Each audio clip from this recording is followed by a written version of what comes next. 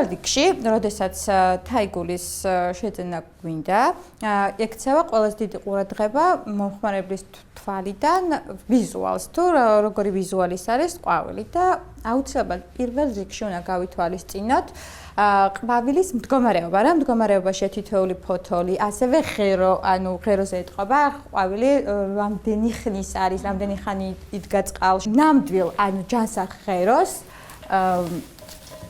აი ამ ადგილზე ეს არის თეთრი და უმუქდება, თუ კარგ პირობებში ხდება ამ ყვავილის მოვლა, ამ შემთხვევაში უკვე ჩვეულებრივად როგორც ეს ახალი სახეა, ისეთი სახე ექნება. პირველ რიგში ეს უნდა გავითვალისწინოთ და ამით მივხვდებით თუ რამდენად ახალია ყვავილი. ასევე შეიძლება ეს ზოგადად შეიძლება ასევე ვისაუბროთ კონკრეტულად ვარდებზე. ვარდს აქვს რამდენიმე სახეობა, ასევე ერთი არის ჩვეულებრივი სტანდარტული ვარდი და ასევე სპრეი ვარდები. სტანდარტული ვარდებისთვის რაც მთავარია პირველ რიგში უნდა გავითვალისწინოთ ის, რომ რამდენად ახალია.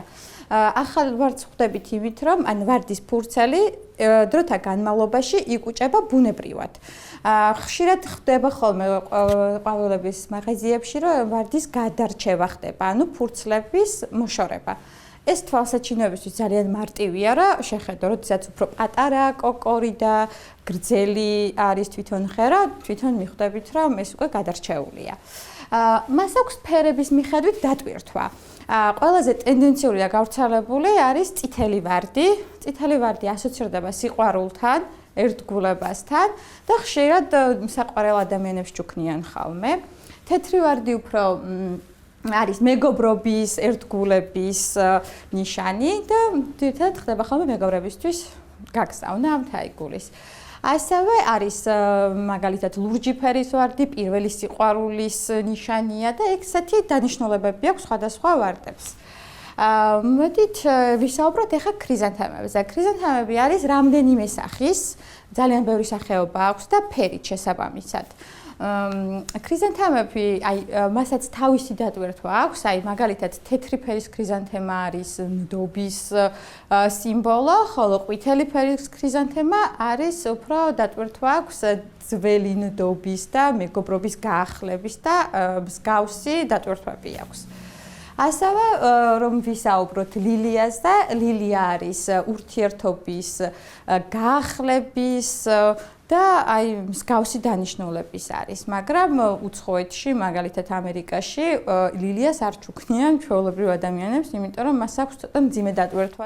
გააჩნიასთან ასოცირდება ჩვენთვის, რა, ნუ არიან ბევრი მომხმარებლები მოდის, რომ შავ ვარდს ჩუქნიან საყვარელ ადამიანებს და ეს ჩვეულებრივ როგორც ესმის თვითონ მომხმარებელს. რაც შეეხება ყვავილების მოვლასთან დაკავშირებულ რჩევებს, პირველ რიგში ყვავილს უნდა გამოუცვალოთ წყალი ყოველ მეორე დღეს, რომ დიდხანს გაძლოს და ჯობია უმჯობესია სახლის პირობებშიც, რომ დამდგარი ოთახის ტემპერატურის წყალი იყოს, იმიტომ რომ ის შესაძლებლობას აძლევს ღეროს, რომ ადაპტაცია განიცადოს და უცებ მოხდეს ცვლილება დიდი ტემპერატურის, წყლის ტემპერატურის.